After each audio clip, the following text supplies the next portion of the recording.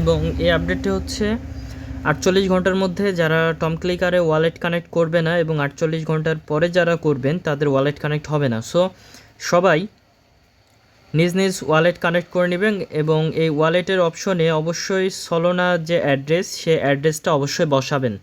So আমরা চলে যাব আমাদের ওয়ালেট কানেক্ট করার জন্য আমাদের ফ্যান্টম ওয়ালেটে। আমরা চলে আসলাম হচ্ছে আমাদের ফ্যান্টম ওয়ালেট আমরা ওপেন করব।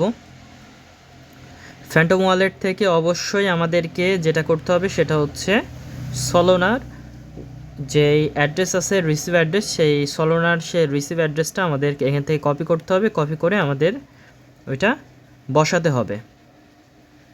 সো আমরা দেখতে পাচ্ছি সলোনা,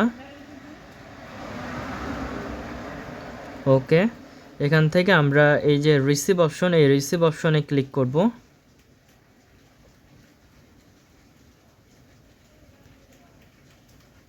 রিসিভ অপশন, কপি অ্যাড্রেস, এখান থেকে আমরা সরাসরি চলে যাব হচ্ছে আমাদের টম ক্লিকারে, enter Solana wallet address, paste. Then এখান থেকে কানেক্টে ক্লিক করব।